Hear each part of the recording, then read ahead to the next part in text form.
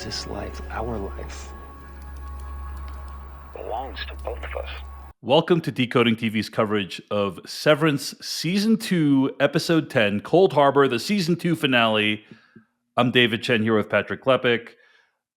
If you're listening to us in podcast form, welcome. If you're watching us on YouTube at youtube.com/@decodingtv, welcome. We are going to share our overall thoughts on this episode and dive into a beat-by-beat breakdown of what happened this episode and share our reactions to all of that stuff. So here's how we're going to do this. Let's start by talking about our overall reaction to the episode, Patrick Klepek. Then I want to rewind a little bit, share some reactions to last week's episode that people had, writing into decodingtv.com or decodingtv@gmail.com, and then we'll break down the episode bit by bit. But let's just get it over with, Patrick. What did you think of the Season 2 finale of Severance? On one hand, it's impossible to not think of one of the greatest episodes of the last 10 years, probably stretching further back, also known as the season finale of the first season of Severance. As you're watching this, I mean, it feels like the episode has that in mind. Like, the episode itself cannot shake how exciting, thrilling, and audacious the ending of the first season of Severance was. And in some ways, I think to its own detriment, attempts to frame itself and chase the highs of that season. And I don't think it reaches that.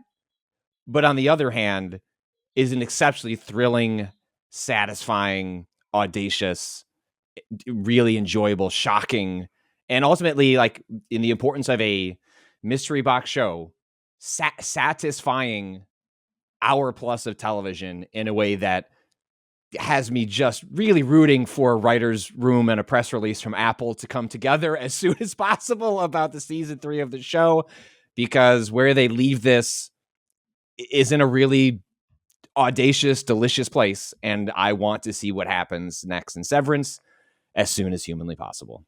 I will say, as we're recording this, there has not been a Season 3 renewal announcement yet, but it's possible that by the time you're watching or listening to this, it will already be out there, is my guess. I would be shocked if it wasn't out there. The only reason why it wouldn't be, this is the most successful show in Apple TV Plus history, probably at this point, right? The only reason why they wouldn't renew it is because, what is being requested by Ben Stiller and Dan Erickson is too onerous from a cost perspective. Well, also, I believe, I might have this wrong, but I believe this is true. Some companies will issue further season renewals as a part of the premiere drops, the renewal drops as well.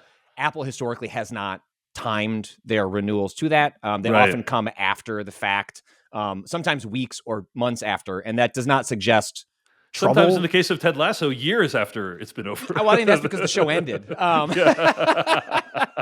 So I would not, you wouldn't have high up VPs like Eddie Q over at Apple doing one-on-one interviews with Ben Stiller weeks ahead of the finale if there wasn't a supreme confidence in moving forward. I think it is purely logistics that we haven't heard about the season 3. And I've been right about many things, and we'll get into that. And I think I'll go on a limb and say that Apple TV is going to make another season of their most popular show. Yeah. I think that's probably a safe bet. I'll share some quick thoughts on the finale overall. Masterpiece is the word that comes to mind. I think this is a really great episode of the show. You compared it to the season 1 finale. They're both kind of structured like heists, right? Mm-hmm. So I understand why that comparison comes to mind. I would agree with you that this ends in a very audacious place.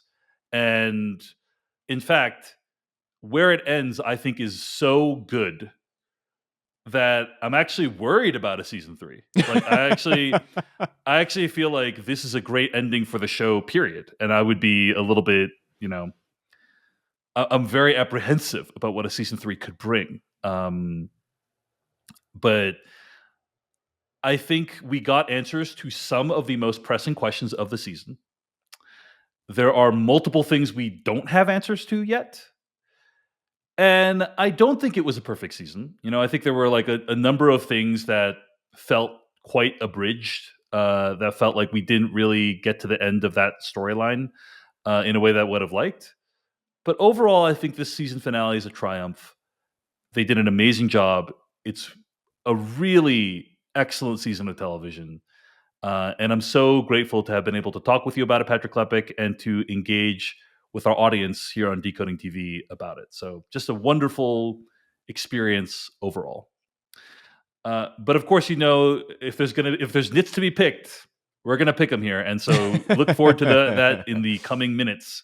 But I just want to start by saying overall, like, tremendous hour of television, 76 minutes of television, and haunting. Just haunting the way it ends. So we're gonna get to all of that.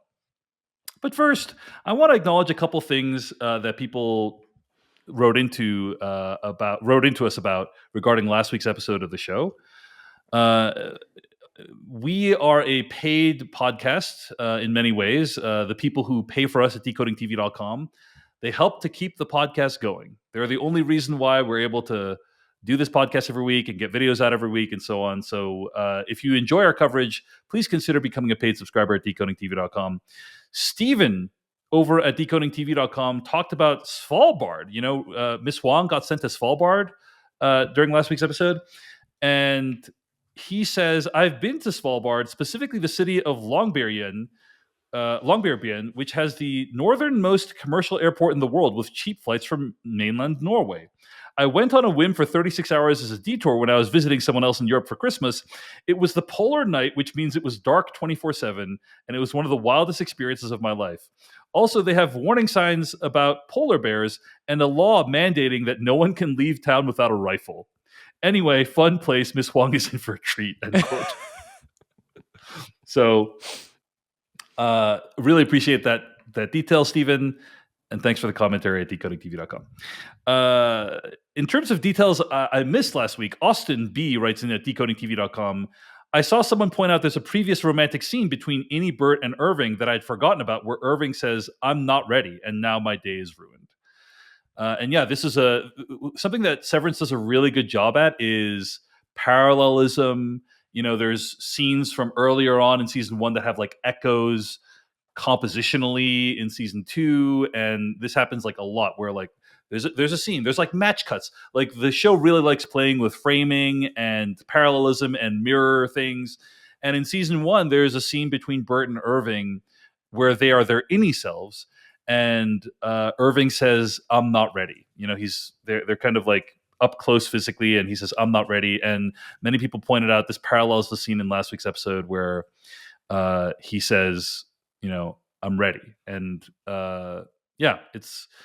it's fascinating to contemplate the idea of like how different your Innie and your outie could be, when it comes to certain things, and how maybe like things that your Innie experiences or changes that your Innie experiences might like somehow transfer to your outie in some way. Some of the fascinating things that Severance, the fascinating ideas that Severance raises. So did you read The Hollywood Reporter with Turturro? The actor who plays Irving about like his exit from the show. There are two things that stood out to me. Yeah, tell me. One, so the Hollywood Reporter asked, how much of what you knew about Irving's story has changed over the years?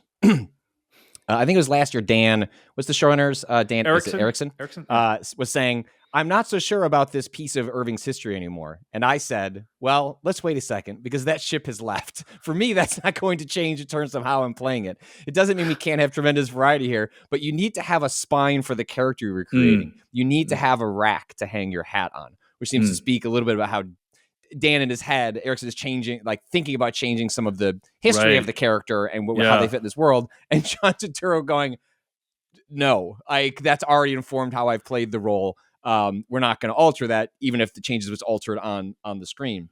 And then finally, I think, especially because, as we watched that episode, we definitely got the sense that this feels like if these character, like the Innie and outie versions of Irving do not return, this seems like a fitting end or an arc to this character. Felt like a goodbye.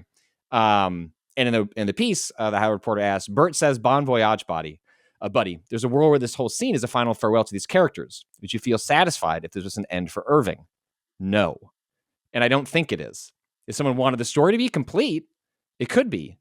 But I think there's so much more here. Howard Reporter, is there a piece of your backstory you're really hoping to bring on screen? Turturro, oh yeah.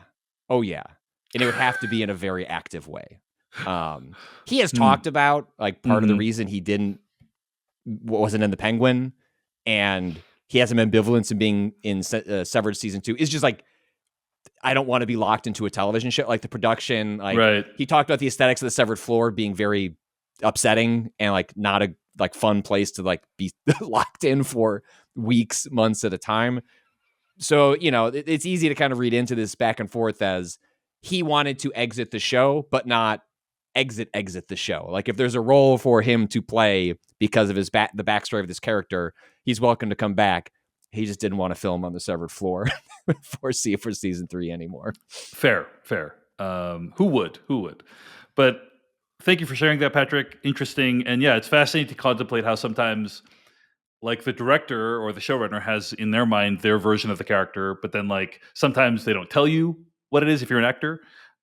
Sometimes it changes, but then you as an actor, you still needed to have made decisions that informed how you portrayed that character. Actors talk about it all the time, where they come up with their own motivations and backstory for a character, even if that's never present on screen, to give them an emotional grounding. And it sounds, I'm not shocked that someone like Turturro is doing that as part of their work.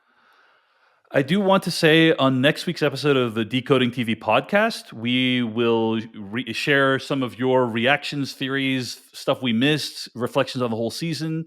If you have stuff you want to share with us, you want us to talk about it on the show, decodingtv@gmail.com. We'll also check out the YouTube comments at youtube.com/@decodingtv. Be sure to subscribe to the podcast so you can get our thoughts and reactions. But always love doing a postmortem of a great TV show like this.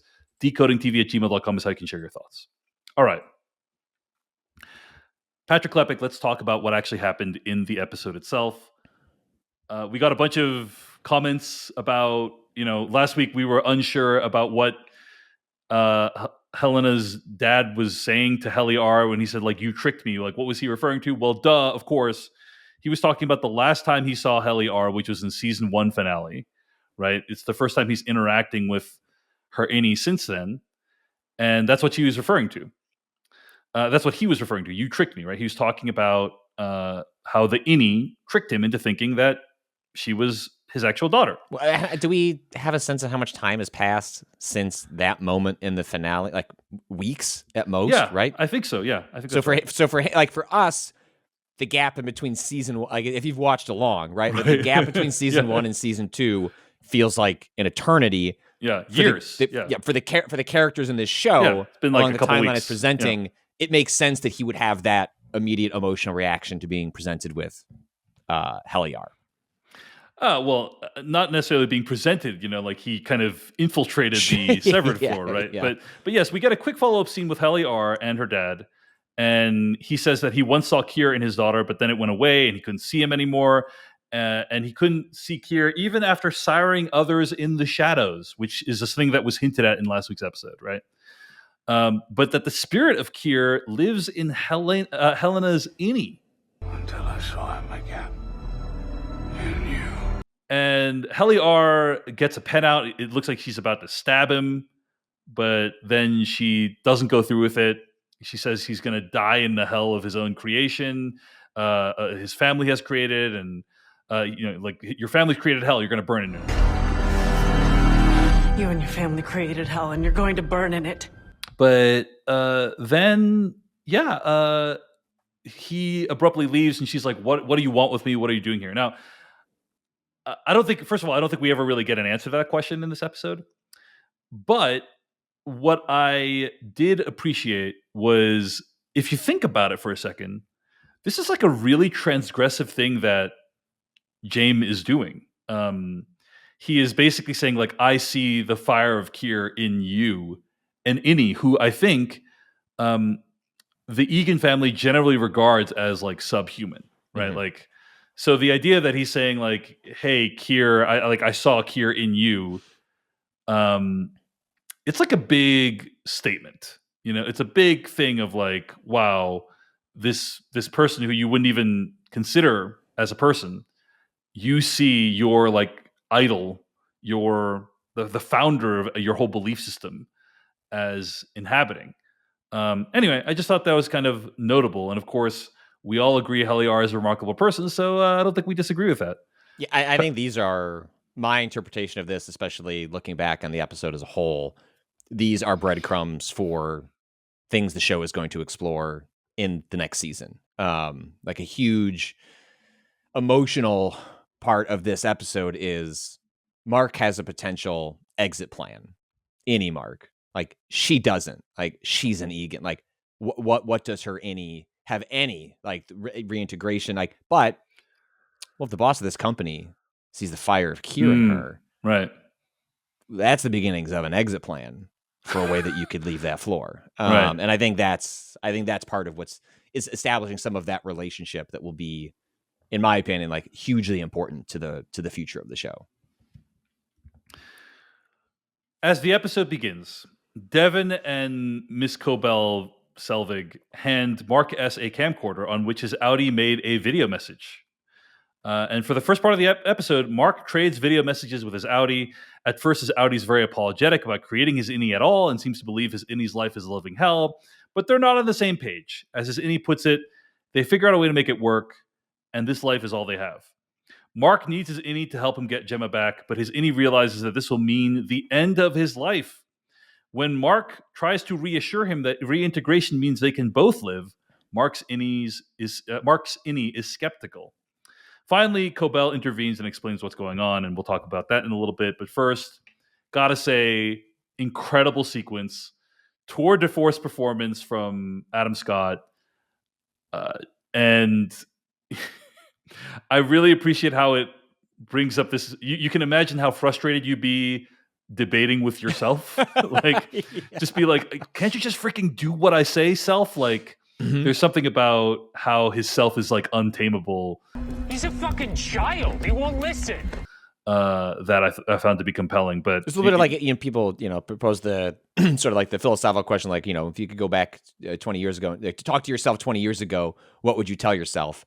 And I think this exchange kind of more thoughtfully explores the reality of what that would actually happen, which is yourself 20 years ago. Be like, fuck off. Like, I'm going to figure it out. I'm going to live I don't care what future me has decided is important about past me. I'm going to live my life and figure that out. And there's quite a bit of that in this exchange. It's like, oh, you're all high and mighty. You think you know what's best for me. Right. The Innie clearly does not agree.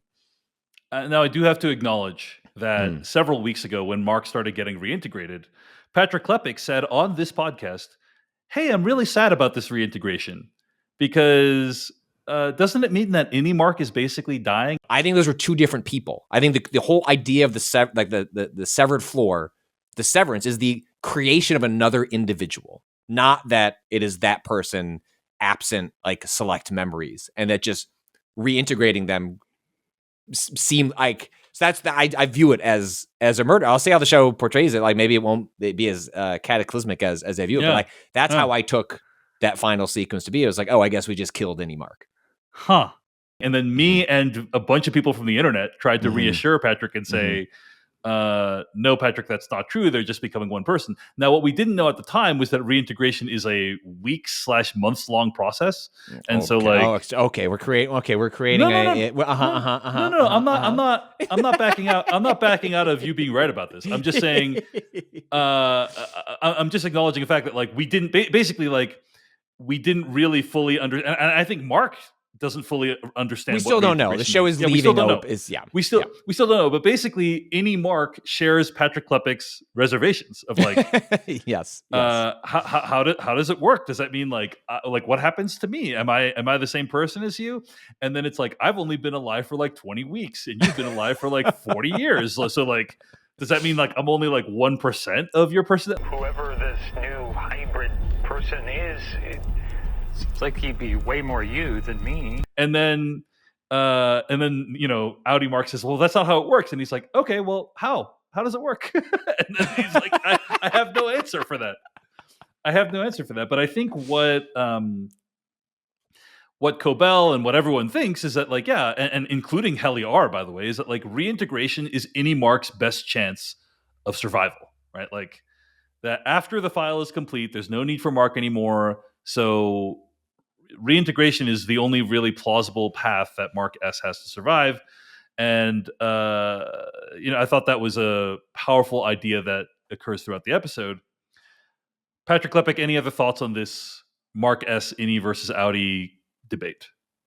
Yeah, it was, I understood your point, everyone else's point, where the proposal of reintegration lines up neatly with a lot of the themes the show is exploring about, well, if you could, sever off parts of your, your history, your trauma, your emotions, work through them almost in a therapeutic sense, and then reintegration is sort of, a process in which the work that happened by your severed self like becomes a net positive for like the overall self, like the main Mark, in this case. And I always just read the show as like that is what Lumen is pitching as the point of Severance, but I always viewed Severance and the severed floor and how the Annies view themselves as more analogous to having a child. Like, you created something, and as a result, you give up something of your life, and you share your life with this person. I viewed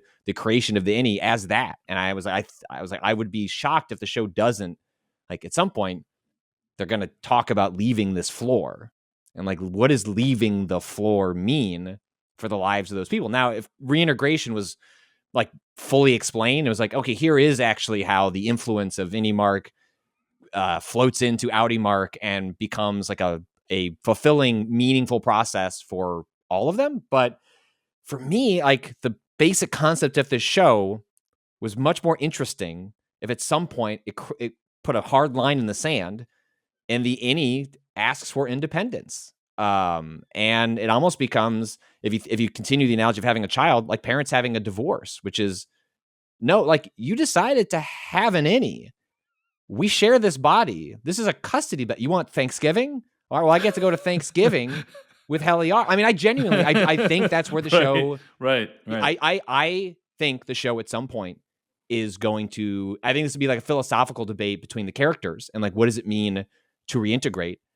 I predict that it's like Mark is going to share his body with Innie Mark. Like, that will be a shared relationship in a like divorce-like sense of, you will continue to have a life, but not in the reintegration format. Not in the reintegration format. Yeah, but I think other characters like, might choose that, right? Like especially the way we'll get into the different characters and their arcs of this episode. Like, I could absolutely see Dylan like going that route, and that like the way, we'll get into, I don't want to get too far ahead, but it's all just to say, yes, it was personally validating and vindicating based on how I have viewed the show.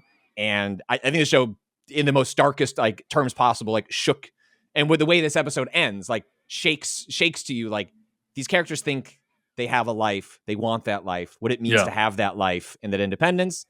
Well, I think that's for the second half of this like show. Like, I think the book has closed on like what the main driving force of this show ended at the end of season 2, but then it opens up a new door to new questions that I'm interested to see answered. And I think at the heart of them is going to be, what is the independence of an Innie?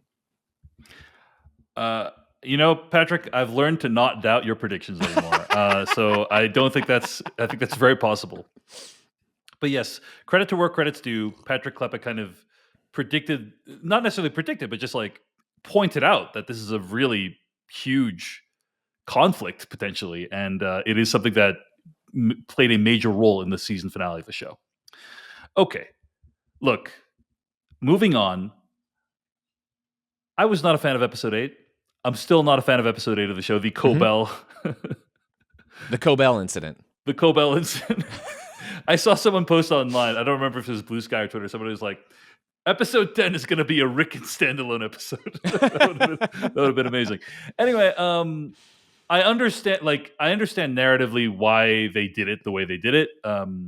Because essentially you need someone from the inside to help Mark and explain what is going on here, basically, right? Like, in order to have this finale where they infiltrate Lumen, you need to have somebody from Lumen to explain like what is Cold Harbor and all this stuff. And it's like, who's going to do that?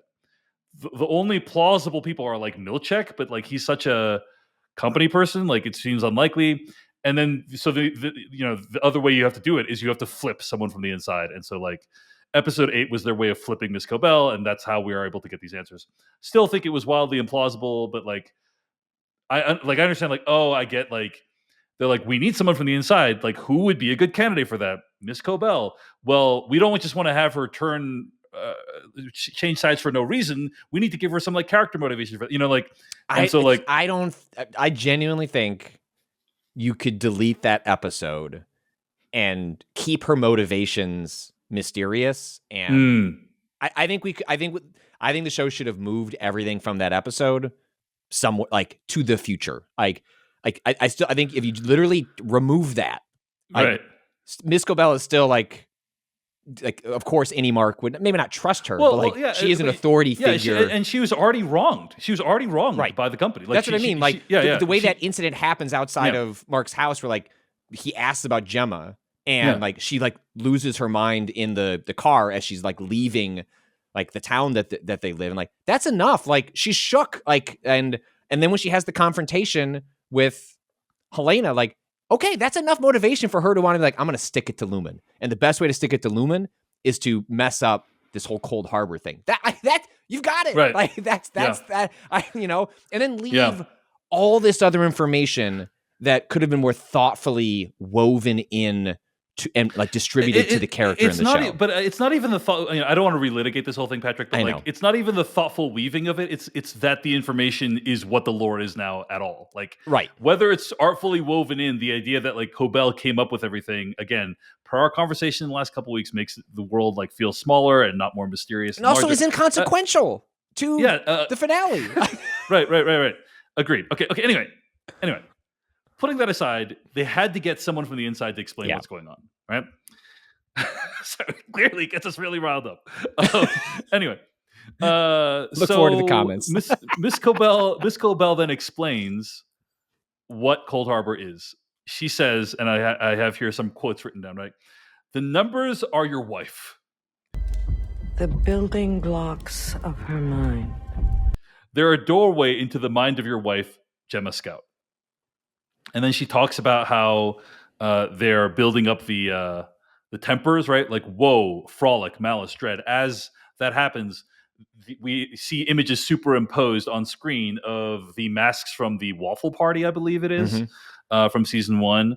And the clusters are her tempers, the building blocks of her mind. And he's, Mark S's Innie says, "What am I building?" And she says, "Every file you completed is a new consciousness for her, a new Innie." And then he says a chilling fact. He says, "I've completed 24 files." Right, which is like, just like wild to contemplate that. Like he's created 24 consciousnesses for his wife. And Cold Harbor is the last. Miss Cobell says, "Tomorrow will be your final day at Lumen. You will have served your purpose, and so will she. There will be no honeymoon ending for you and Helly R. She's an Egan. You're nothing to them." And first of all, let me just say this, Patrick. If your goal is to calm someone down, having Miss Cobell tell them you're doomed is not a great technique. I mean, she does say like reintegration is your only chance. You have to take this path. He is not convinced. And he basically says, the next thing I see had better be the severed floor or, Audi Mark will never see his wife again.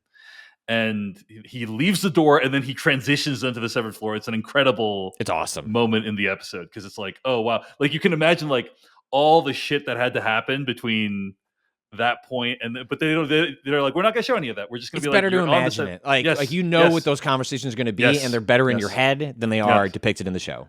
Yes. So incredible moment.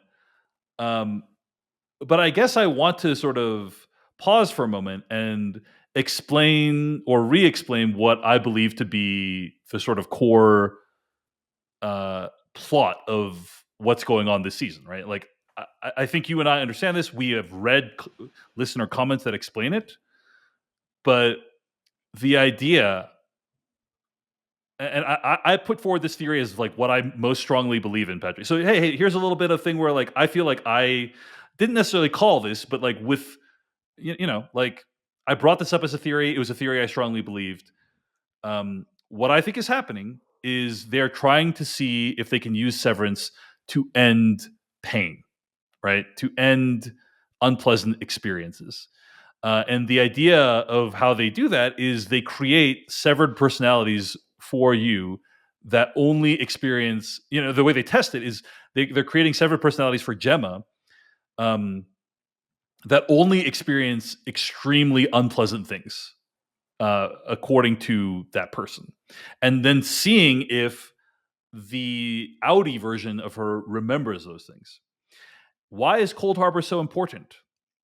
Because Gemma lost a child in miscarriage. I think the show's position is that, or Lumen's position is that this is the most painful thing someone can endure, is losing a child. It's universally thought of as like one of the most painful things you can experience. And so Cold Harbor is a crib. It's the crib that they had for their child that never came into existence. And if any Gemma can deconstruct that crib and look at the crib and experience the crib and not remember the pain of that miscarriage, then it will show that they have succeeded in severing people from pain. And how they're going to deploy this product and use this technology, like, is still, the details of which are unclear. But that is the central mission of Cold Harbor, as I understand it. Patrick Klepek, do you agree? No, I agree, and that's the consequences of achieving that are chilling. It's pitched as a positive, but Right. the consequences of such. Right. Like, what's a society where like no one's quote unquote outie needs to experience pain anymore? Like, how would that even work? Yeah. So, but I think I saw some people who were posting about the finale who had seen it and like weren't clear on some of these details, and so like I wanted to lay out like my interpretation of what is actually going on this episode. So yeah, I agree with your. I don't think it's an interpretation. I think the show is speaking pretty plainly. It's, to be fair, it's not providing a lot of the details of like how any of this works. But and I hope it doesn't. But the Cobell episode suggests maybe it will. They're going to be like, here's how we're going to release Cold Harbor. Here's how we're going to productize Cold Harbor. Here's what the logo is going to. Test flight invite to it's going to come in a box. App. It's going to come in a box. You self-administer it. Like, anyway. All right. So just get a loved one to hold your hand while you drill this into your skull. So Mark's innie shows up in Lumen. There's a new mural. It's Mark at Woe's Hollow, surrounded by everyone on the show, and he's theoretically completing Cold Harbor. And then there's a sort of, the name of the mural is next to it, and it says "The Exalted Victory of Cold Harbor." Helly R shows up. They embrace. It's the two of them together on the severed floor. I'm just going to put this out there, Patrick. For a company that has theoretically, I'm going to say, thousands of employees, and where the most important work of all time is happening on this floor, there's shockingly little security and monitoring happening on the severed floor. Like, that allows the events of this episode to occur, basically. Right? Also, just, seems like you got some money. Like, do all the lights need to be off? Like, don't you got no solar panels on the roof? It's called mood lighting, Patrick. You need the mood to be right for a Cold Harbor. No one, including our main characters, ever comments on like, right. So part of the visual identity of this show and this floor is that it is stark, bright lighting. And then just right as the season is ending, it's like, we're turning off most of those lights and just not really going to talk about it. It's fine. It looks gorgeous, but it is like an odd little thing that we see Milchick turning on the lights. Look, here's how I'm going to defend it, Patrick Klepek, is we know that Lumen is a company that has a flair for the dramatic and the theatrical. They do. And so the idea that they might be like, hey, we're going to turn off the lights while he's finishing Cold Harbor, that feels like a Lumen thing that they might want to do. I'm with you. So, all right. There is a statue of Keir there, and there's a note from Mark. It says, Mark, the founder wishes to witness the historic completion of your 25th file.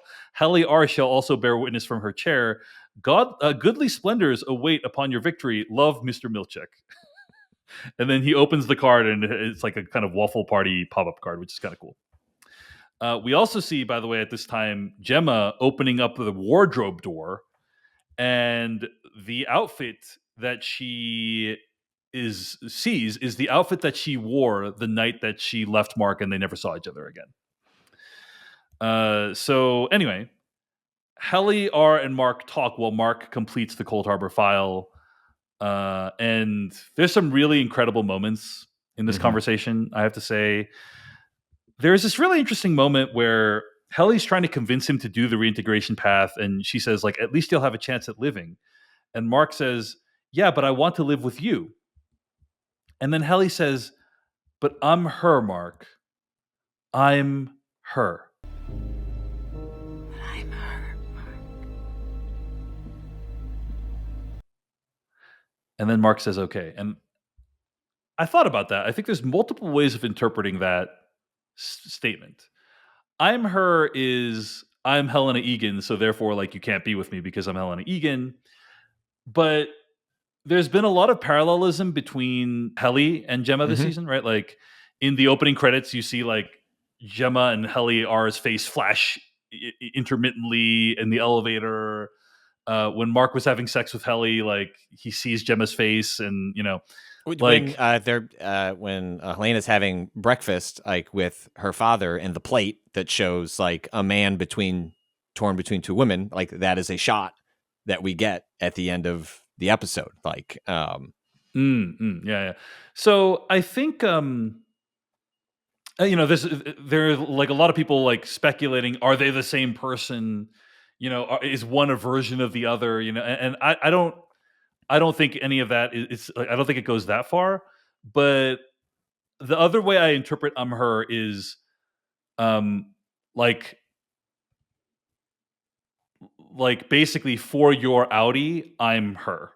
Does that make sense? Like, for your Audi, like, your Audi loves Gemma as much as you love me. Like, that's how I also interpreted I'm her, is like, I'm her, like, the version of me that you're looking for, like, she's already exists. You got to go save her. That's the other way I interpret it. I didn't know if you had any other thoughts on, like, her saying I'm her, Patrick. My take on it was, I think your view on it is valid, and I think that the show is constantly, like, operating in that space of multiple ways of viewing how it's presenting the situation or an exchange. For me, it was more, I think everyone's had some version of this over the course of their life where it's like, oh, like, this is a relationship that could work, but the circumstances dictate that it cannot. And I think that's what she's getting at to me in that moment is, of course we love each other. Like, of course we should have a life, but have you looked around? Like, the world's just not going to let us have this. So you're more in the, like, I'm Helena Egan, like, I'm her. Again, like, I don't have an exit from here. Yeah. You do. Yeah. And right. Reintegration is a process we don't understand, but if there's any world where a part of you lives on, like, you should grab it, because it's better than, like, dying down here, which is, they feel they are staring down the barrel of Lumen, and there's nothing to suggest to the two of them that they're going to come to work the next day and start organizing numbers. So absent that, you grasp onto whatever strand of hope you can find. The Helly, R, and Mark dialogue continues. Helly, R says, I've been trying to think of other place names besides Delaware. I've got Europe, Zimbabwe, and the Equator.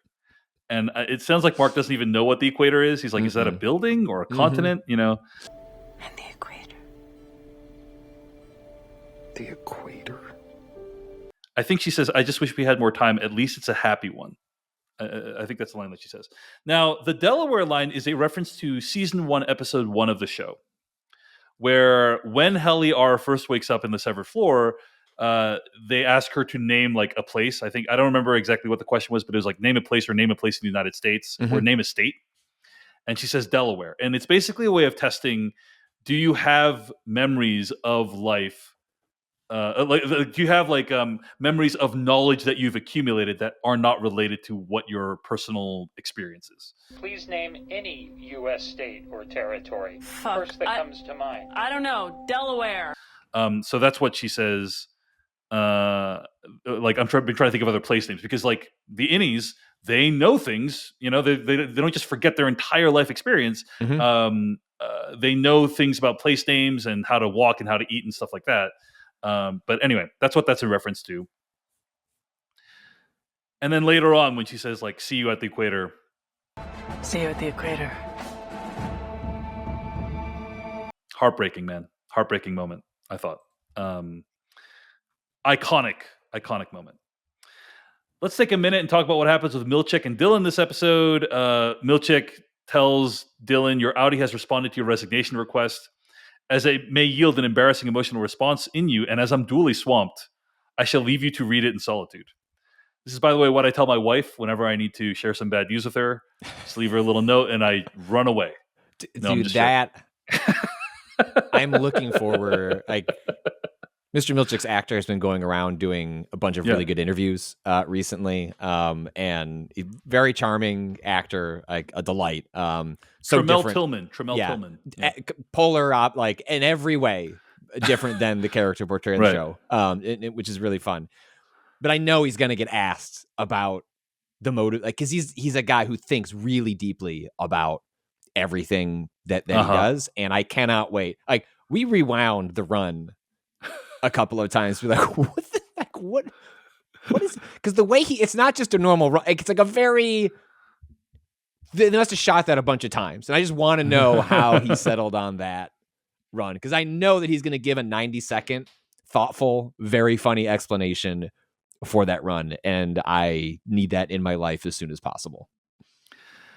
Dylan gets this note from his Audi, who basically is pretty angry about his wife Gretchen cheating on him with his innie, but then goes on to say, I get it, I understand, because I love her, so it makes sense that you would love her. And then he makes a third point in his message that says, I hope someday she sees in me what she sees in you. In the meantime, if I'm being really honest, I guess I like knowing you're there.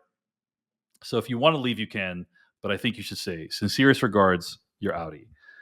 Which I thought was a nice kind of... I felt like this was like a nice, decent arc for the Dylan character this season. You know? I'm going to put this out there while we're talking about arcs this season.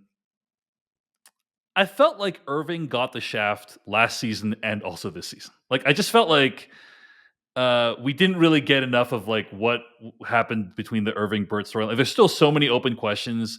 Like, what was up with that weird dinner? And who was he talking to on the phone? Who's he talking to on the phone? Like, how he learned about the exports? Like, all these things about, like, the Irving plotline moved along so slowly this season, and then felt like, I mean, yes, there were some great moments, like the episode at Woe's Hollow, and you know, him drowning Helly, and so, like, that was incredible. But like, in terms of his overall story this season, I have to say I found it quite unsatisfying.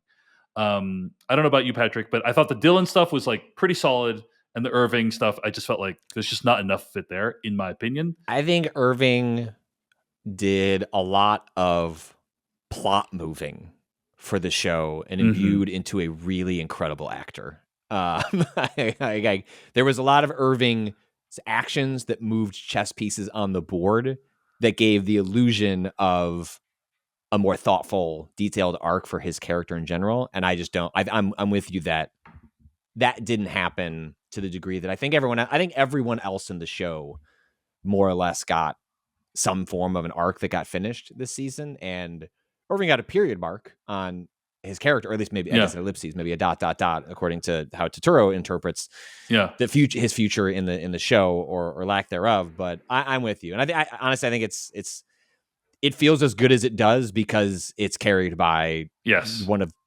like one of our greatest actors, and like in lesser hands, I think that illusion becomes a little clearer. It's satisfying, but I'm with you. Like, I don't know if that's because maybe I think in some ways this is the consequence at the speed the show went this season.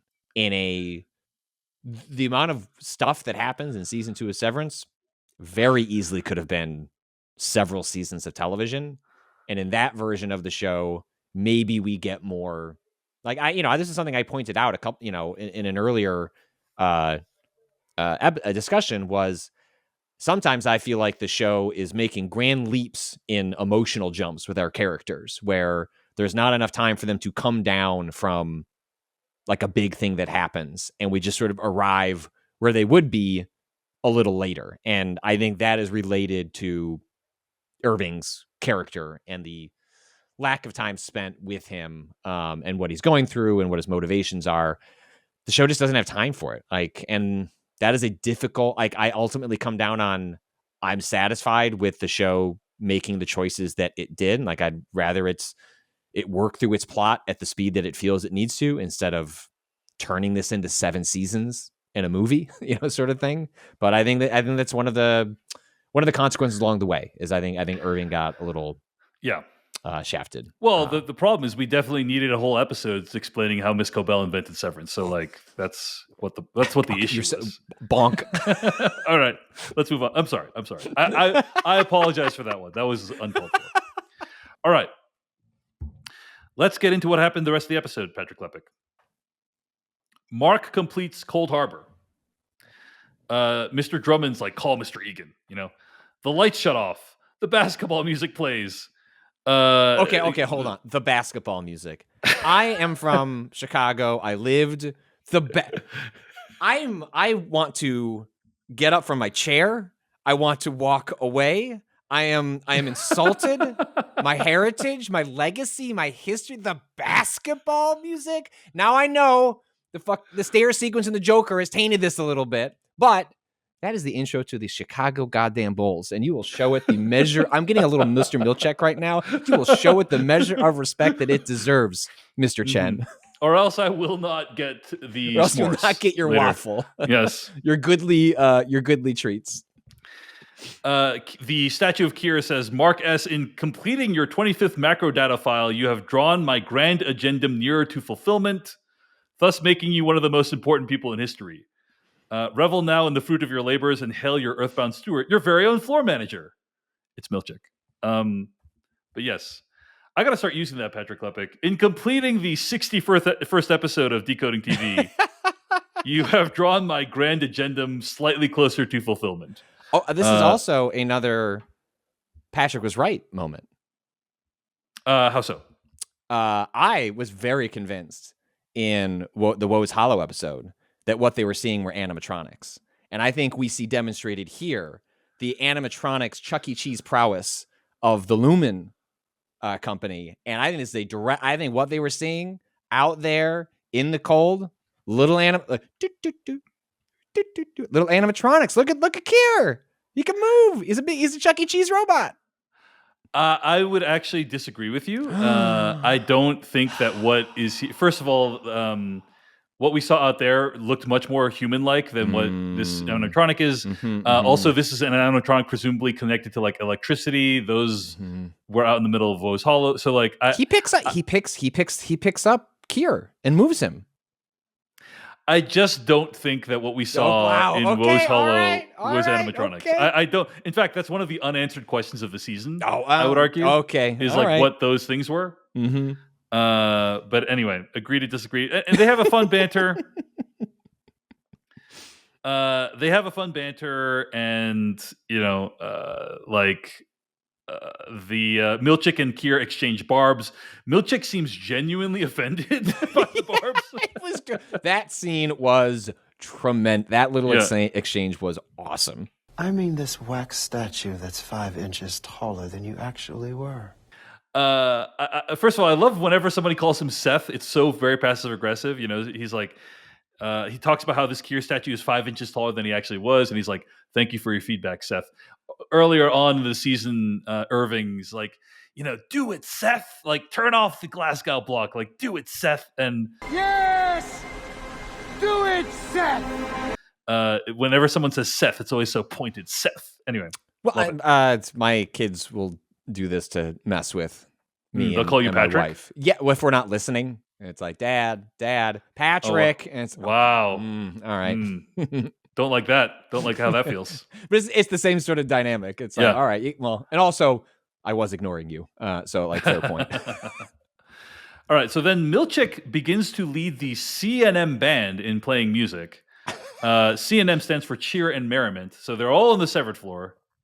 Again, like, I think Severance is a thing where if you think too hard about it, it doesn't really make any sense. Like, right? Like, are there Are they all severed? Like all these CNN people? That's like, what my takeaway was. Like there are people out there in that town that they're severed versions of themselves just coming down to do high school band routines, or it's like maybe they're not. They're like Mr. Milchick, and they're not severed, and they're allowed to go into the severed floor. But then, like, the reason why the floor is severed is because it's super top secret what they're doing. So, like, I think they have to be severed based on their actions at the end of the episode. Oh yeah, I think that's true. Yeah, you're right. You're right about that. Anyway, I have to say the audio design for this episode was incredible. Yeah. Because you're hearing the sort of marching band version of many themes that we've heard throughout the show. I believe one of the first songs they play is the Kier anthem that we see Miss Cobell singing in season 1, and that also like we've heard throughout the show. But the percussion, the sort of driving force of it is intercut with other events that are happening in this episode, and it just feels really incredible. It feels like, wow, like this is a whole different feel that this episode has because of the music.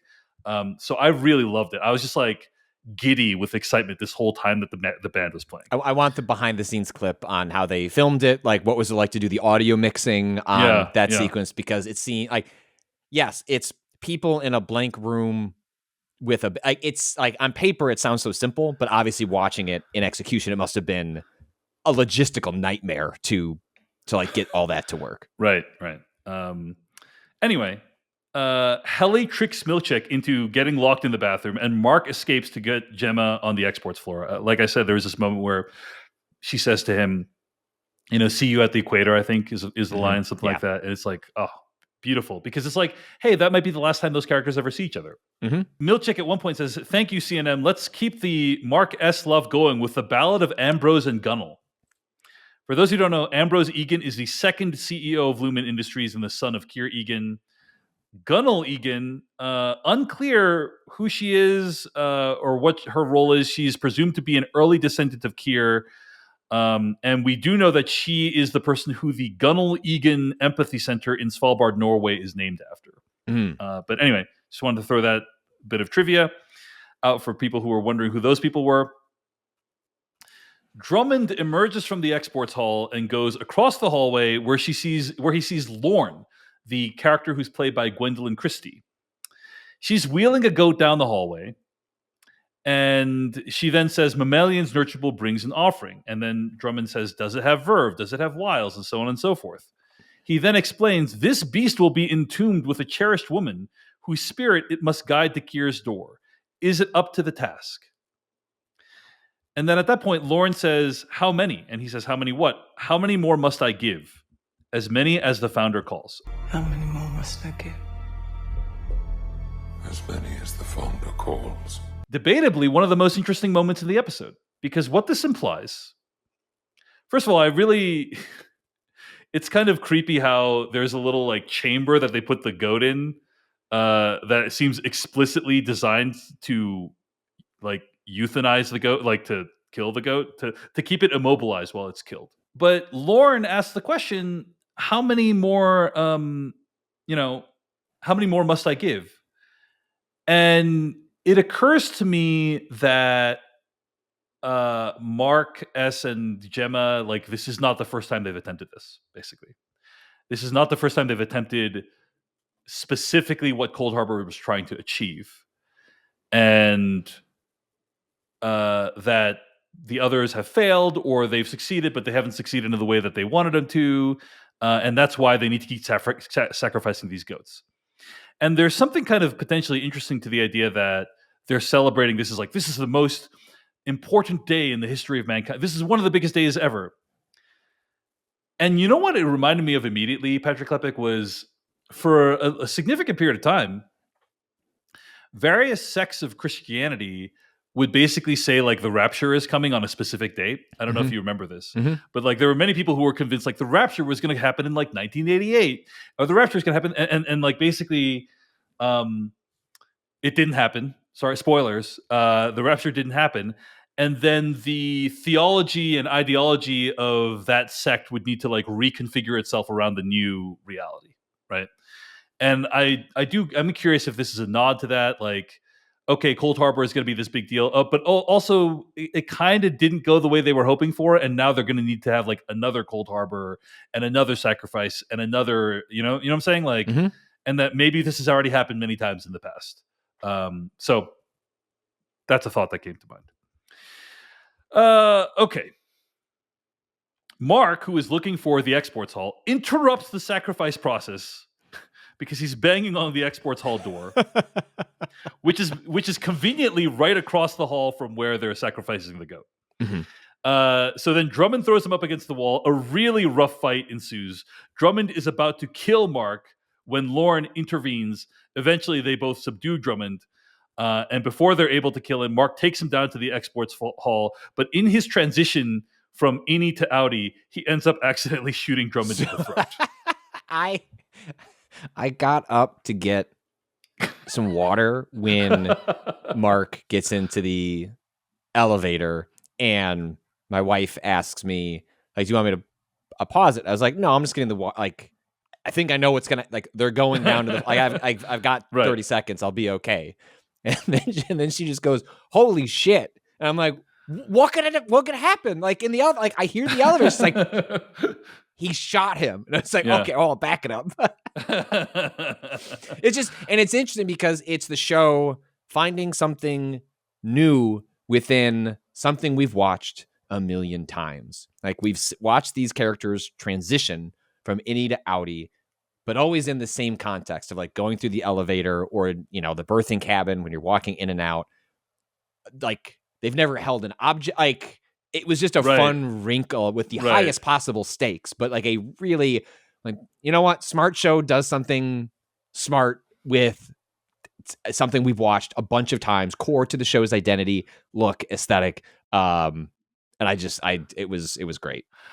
I do wish we had gotten a little bit more time with Lauren, Gwendolyn Christie's character, because she feels like this show went through some production troubles. Like, stopped like midway through. They changed showrunner. Like, they're, you know, this doesn't feel like Daredevil Born Again, where it feels like I could go into Adobe Premiere and like cut and paste where scenes have been. Right. If you don't know any better, I think this show comes across as pretty seamless.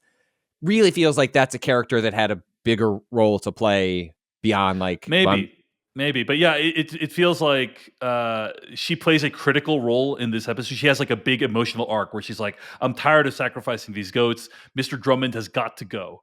And in my opinion, we did not get enough of her from the show to justify that huge turn. But you know, you can't nail everything that you want to nail in a given season of TV. That was just a thing where it's like, okay, well, whatever. Like, it's not the emotional core of the episode, so I don't really mind that much, but it did feel a little bit out of nowhere. And convenient, right? Yeah, like, super. The door is across from the other door. She is there and fed up. You know, like, it's a little bit of some contrivances, but, you know, I've talked about this before. Like, contrivances are fine if where we end up feels emotionally right, and like, it does. Like, I don't have, like, that's a nit to pick. I don't care that much is kind of where I come down on it. All right. So they end up shooting Drummond in the throat. Mark is his outie again on the Cold Harbor floor. And then at the same time, Gemma enters Cold Harbor.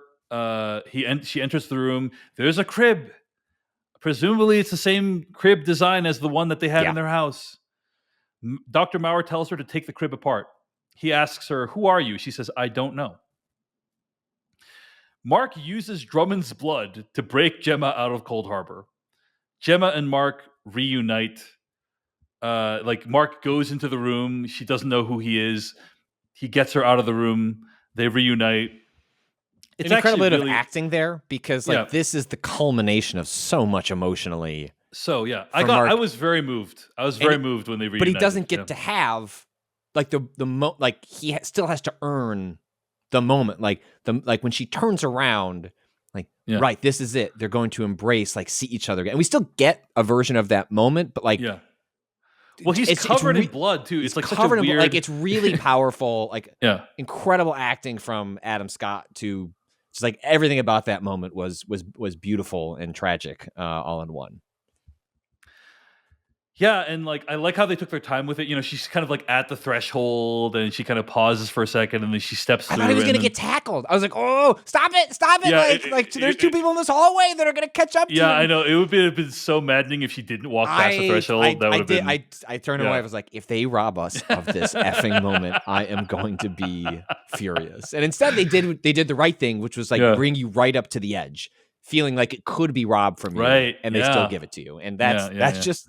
That's good storytelling. It's good storytelling. It's good storytelling. Anyway, obviously Dr. Maurer is running through the halls. He's trying to figure shit out. The nurse is there. They're like, Kier is so not Kier.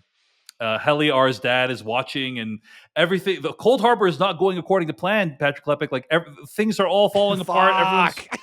Everyone's really unhappy with it.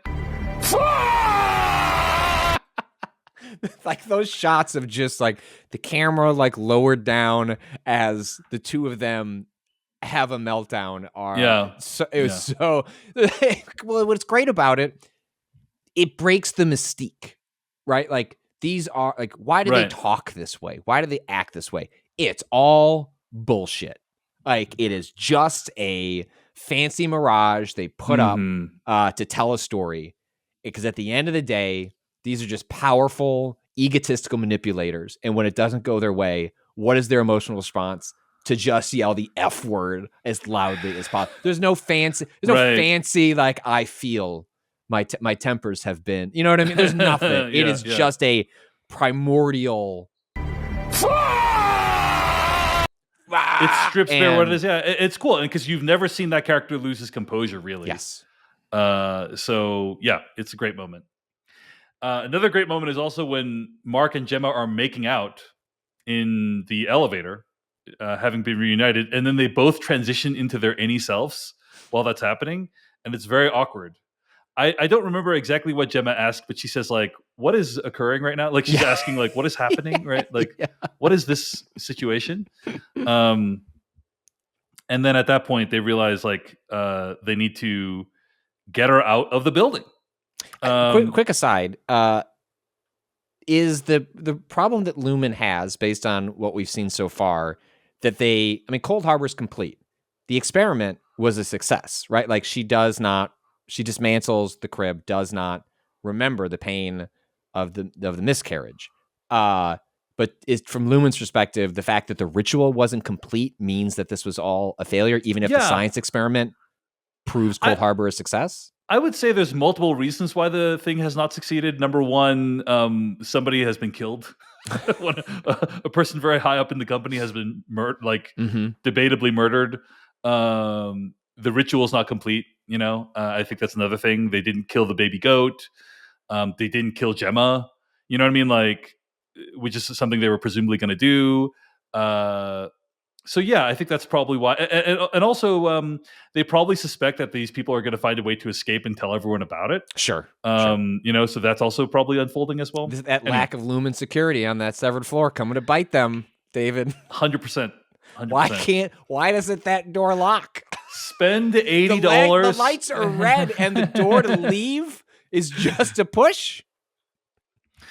Spend $80. Spend $35 an hour on a security guard, and this whole thing goes away.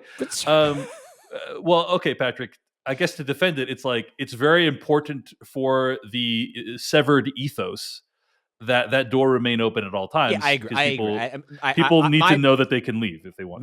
My interpretation has always been like, this is not the first time they've done this, and there's a long litany of failures that have led them to why the severed floor. Like, sure, you could look at this as a logical loophole, like it's the show not wanting to explain a question that would be hard to explain. And I agree, they should keep it mysterious. Like, but I've always just interpreted it as, well, it's the way it is because other ways didn't work, and the innies, if they know they could just leave, then they do you know what I mean? So that's how I've always explained it in my head. So Mark gets Gemma out of the building. Mark's innie gets Gemma out of the building, takes her by hand. They're running through the hallways. It's really intense. He gets Gemma out of the building. She transitions to her outie self. And then she gets out of the building and she's like, come on, Mark, let's go. And then Mark can't leave yet. Helly R shows up at the other end of the hallway. I don't know why she'd be there at that exact moment, but whatever. But then Mark needs to choose between Helly R and his Audi's wife, Gemma. And they let this go on for a long time. They let her being like banging on the door. This is a great performance by Dickon Lockman, I think is her name, who's just like, come on, Mark, let's go. And she's like, has the urgency the whole time. She probably had to do that scene. She probably had to do like 30 minutes of that continuously to get what we got in this show. And the urgency is super high and it's very believable. And Mark decides he can't leave. So he returns to Helly and takes her hand, and they're running through the hallways endlessly as the season comes to a close. Now, before we talk about that, I just do want to mention one other thing. There is this thing where like Dylan raises up all the CNM people against Mr. Milchick. Mr. Milchick busts out of the bathroom, and you think, oh, he's gonna get Mark, but like, nope. It turns out Dylan has convinced all the CNM people to rise up against their oppressors, which is fine. It's a theme that has happened throughout this show, and it felt a little bit sudden to me. I guess to me, I couldn't really connect with it because it's just unclear to me how the Severed Floor, like how many people are on the Severed Floor. Like, are the CNM people really not enjoying their lives playing instruments every day? I have all these questions of like how this even works. So when he's like raising all these people up against him, like I appreciated the spirit of what he's doing. I appreciated that it's like ultimately Mr. Milchick, despite having qualms about what Lumen is doing, is still acting on behalf of the oppressor, and that like they need to like there is a value in rising up against him and so on. So like I like the message of it, but it just felt like a little bit all of a sudden to me. Don't know if you had any thoughts on that, Patrick, and whether it was satisfying for you. Well, it's sort of one of those like I accept the premise and await future answers on like justifying it, because one of the lingering questions I had, as the way the creatives, Ben Stiller, Dan Erickson, have talked about this show is like, oh, like we kind of know where it's going, but like how many seasons is sort of an ongoing negotiation, and that's fine. And I'm glad for them to let that, like, hey, this is how we ended the show. Like, where do we want to take it next? I think, that can work. Obviously the Breaking Bad, Better Call Saul folks have talked extensively about that being their process. But I couldn't imagine what the show was without the Severed Floor. I just don't think it works without the Severed Floor. I think when you start to imagine what the show possibly becomes, what like an espionage thriller about taking down Lumen, if they leave the Severed, like to me, Severance, the show, is about the Severed Floor. And once we leave that behind, the show ends. Like the show should end. Maybe it could surprise me. Like obviously it has many times, but to me, this is a show about the severed population, like the people on this floor. And when they leave, I feel like that's at some point that's the show like leaving its concluding message about what it wanted to say about these characters and its themes. And so I was very curious how they were going to justify, because I just couldn't conceive of a next season without that. And it's like, well, if all the characters leave, are we going to start with, it just didn't make any sense to me. And so I kind of suspected all along Mark would, I think they gave him like, it doesn't come out of nowhere, right? Like part of what I think is, sorry, Mark or Dylan? Are you talking about Dylan right now? No, Mark choosing to stay. I see. And to choose, to choose Helly R. Yeah. Like there's a work, like I think as a concept, the show doesn't work without the Severed Floor. Then they need that's like a problem to solve. And the problem for the show to solve, then like you have to give emotional justification where you don't feel like it's the show going, well, the show's going to end if Mark leaves. And so we're going to spin our wheels to season 3 by arbitrarily keeping Mark here. And I don't think the show does that. I think the show comes up with a satisfying emotional reason that is laid out by the intro of this episode and the exchange he has with his Audi. And like, why would any Mark make this decision? Because he views leaving as this existential threat to a life that may seem deeply unsatisfying to anyone on the outside, but it's the life he's got. And he's not going to give that up without a hostage negotiation. And I think that's sort of what sets us up for season 3 is a hostage negotiation between the innies, the revolutionaries on the Severed Floor, and everybody on the outside. And that includes Lumen, and that includes Mark. See, I had a much more like abstract reaction to the final moments than you did, right? Like, I think that's brilliantly articulated what you just said. But for me, at the end of the episode, Mark is taking Helly R by the hand and like running through the halls, and like, where is he running to? You know, there's nowhere to go, right? And so it's just this kind of like endless pursuit that has no ending. And there's something really powerful about this idea of like, hey, your Audi's whole life, aka Gemma, is like right there on the outside of the door, and like all you got to do is walk through it. And then he doesn't, and instead he's like, I'm going to pursue this like any fantasy, like my inner self is going to pursue this person that I can never actually be with for circumstantial reasons, and we're just going to like run endlessly throughout these halls forever, basically. Like that's what it's going to be like, rather than choose life, rather than choose like the conventional path. I'm going to just get lost within my mind, within Lumen. There's something really beautiful and haunting about that. Well, it's holding on to hope, right? Like it's the reintegration is a hope and a prayer, and the prayer part is important because nothing is guaranteed. Audi Mark can't guarantee anything about this process and what role any Mark has to play in it, because by all evidence we have so far, any Mark gets ingested by Audi Mark and ceases to exist. Like perhaps there are therapeutic, like what he experienced. They're going to reintegrate like I reintegrated with a sandwich that I consumed this afternoon. Yes. Right? I think that's where the show kind of like leaves you in terms of what we know about reintegration, how the characters involved view it, especially how the innies view it, and going outside with Gemma to try reintegration, assuming he chooses to do that at all. Again, that's the hope and a prayer part. Inside the walls of Severance, of Lumen at Severed, it's just hope. You could because there's hope with her. Like if he walks that way, there's an opportunity for a life with her. What is that life? How long is it? Who knows? It could be the blink of an eye. Out there, you just pray everyone else delivers on what they offer, and then it can deliver anything close to the hour, minutes, days you might have with Helly R. And I think he very understandably chooses that. Because also from his perspective, they have the means to get him out of there. Like if they want, you can extract the innie, by force. Like there are ways to get but there's no way for him to get back in.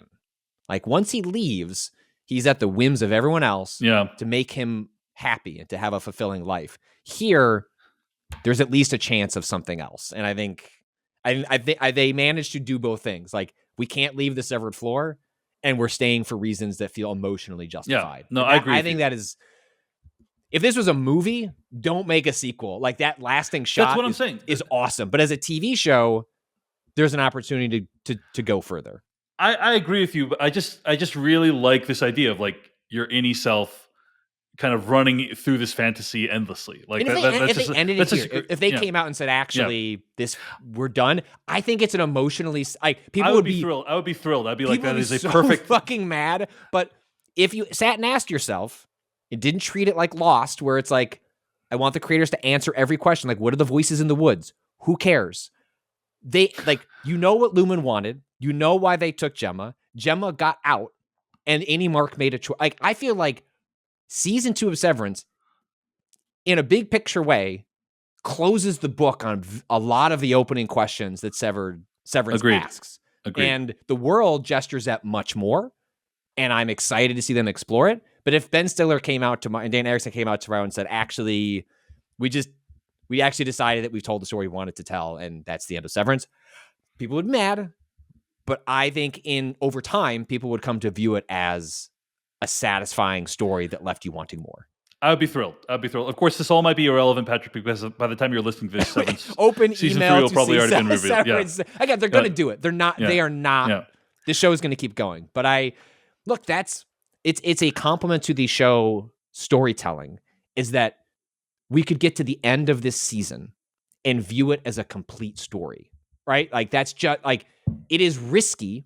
It is risk taking on the storyteller's part to close threads, to finish them, to give you answers that feel like satisfying to the overall storytelling, because there are many opportunities in this episode for Gemma to be pulled away and not make it out. And then we just start there in season 3 and they don't. She makes it out. Like, very satisfying. We're going to watch the season 3 in a couple of years, but if we didn't, it sounds like you and I are on the same page that it's been a remarkable 2 seasons that tell a pretty complete story about Mark and Gemma. As the episode comes to a conclusion, the song "The Windmills of Your Mind" plays over the images on screen. And there is a Medium blog post at the Medium blog nowordsnosong.medium.com that summarizes some of the interesting elements about this song. So this is, first of all, I want to say this is Mel Torme's version of the song "The Windmills of Your Mind." It's not the original, but it is very beautiful. It's probably the best version. It's very beautifully done. But this blog post talks about a different version of the song. Anyway, even for the 1960s, when there was some pretty avant-garde stuff around, "The Windmills of Your Mind" was a song that stood out from everything in the charts. There's no conventional verse-chorus structure. There's no sense of closure from the lyrics or the melody. There's no sight of the storyteller's usual beginning, middle, end. No hook, at least in the way we'd normally understand the term. No complete thoughts, just a series of half-completed ideas all jumbled together. Not even any singing as such. The words Noel Harrison utters are more of a half-sung, half-spoken accompaniment to the soaring, luscious strings that take us through the song, every bit as haltingly and confusingly as the thoughtful, contemplative, reflective lyrics. Anyway, the song feels like it ends without ever having reached a conclusion, despite the extensive musing the singer has been doing through about whatever is going on in his head. That makes the ending of the song, when it comes, quite a surprise. Don't forget that by now, without a conventional song structure, we have no real idea even that the end might be coming. We've lost all sense of time and space, which is quite a musical and lyrical triumph, given that the Windmills of Your Mind has been going on for a good 2 minutes by the end. 2 minutes has passed according to the clock, but you feel like you've lived a lifetime in your head by the time the strings fade out. End quote. Anyway, I thought that that's from nowordsnosong.medium.com, and I thought that is a great summation of this song, "The Windmills of Your Mind," and how the structure of the song captures how the show ends in season 2. Just this kind of recursive, endless idea that we are not, it just kind of ends abruptly. But it feels like a suitable ending. So, Patrick and I both love the season finale. We are going to have another conversation about this show next week on Decoding TV Podcast. So email us your thoughts at decodingtv@gmail.com. Before we wrap up our conversation today, Patrick, the only other thing is, any things about the season that you found to be like unsatisfying or wish we had more answers on? We've already talked about some of the Irving stuff. I would say a little bit sad we didn't get more insight into Ragabi this season and what her deal was, like what happened there. That's a big one for me. Like Rickon's plotline, I'm not sure if that's going anywhere, but the idea is like Rickon's creating a version of his book for the innies, and I'm not sure if it's just kind of like there's also like Seth Milchick with the paintings. Like, are these just kind of like nodding to ways in which you compromise yourself in furtherance of working for a big company? If that's it, that's fine. It's cool the way they did it. I am curious if like anything more was intended for those things. But anyway, curious if you had any other sort of plot lines or subplots this season that you're like, oh man, I wish we'd seen a little bit more of that. Yeah, I mean, like the Miss Wong, it seemed like her introduction was a bit for all the characters to go, right? Are you a child? And I guess part of my it's less of an issue as much as like the reason she exists is like to complement the Cobell incident, episode 8, which is about like the long tendrils of Lumen and the fact that they have like this. It's not just a technology corporation. Like, it is a long running cult that indoctrinates and takes over and destroys like people's lives, towns, etc. And so she feels like she serves a purpose, but comes across much more as gimmick than a character. And the way she sort of just shuffled off at the end of the show feels like, well, you're about to get older. we can't film you in 2 years. Like, it's very, if you look up, she actually is, she's going to college, or like started college this fall, and she picked the actor who plays the her, actor. Miss Huang is going to Northwestern out here in Illinois. No, the actor is going out to Northwestern. Who I forget who plays Helly R. Britt Lower plays Helly R. Sarah Bach plays Miss Huang. Yes, and Britt Lower is from from Illinois. She's from like kind of nowhere, Illinois. It's down south. I forget exactly where. But she sort of like as Miss Huang's actress was figuring out where to go for college, she was like, "Well, I went to Northwestern. It was great." And she like wrote a letter on her behalf, and like now is attending there. So it just feels a little bit like production troubles on Severance. She's going to college. Gimmick character that we're going to write out of the show and never hear from ever again. So like, I enjoyed her presence. She was a delight. And every time she played that instrument was great. But feels like another one of those characters lost in the shuffle that never really amount to too much of anything other than, well, that's another quirky part of the Lumen Corporation. Right. Yeah. That's not the fault of the actor. I thought she did a wonderful job she was with awesome. what she was given. Yeah. She just wasn't given much to do. So Miss Huang, I would say the Irving Burt storyline got a little bit shafted a little bit. I thought the Dylan Gretchen was like very solid arc this season. Ragabi, really still curious what her deal is. And obviously people know about my complaints about how the Cobell thing unfolded, so I don't need to go with that. But so those are some of the disappointments this season, but overall, great season of television, great finale. Hey everyone, David Chen here. Thank you so much for watching that video from Decoding TV. If you want to get an audio version of the show, all you got to do is go to podcast.decodingtv.com. And if you want to support what we do, get ad-free episodes of the podcast and also bonus episodes of the podcast, go to decodingtv.com and become a paid member. Of course, you can also like and subscribe for more. We appreciate it. Thanks. See you later.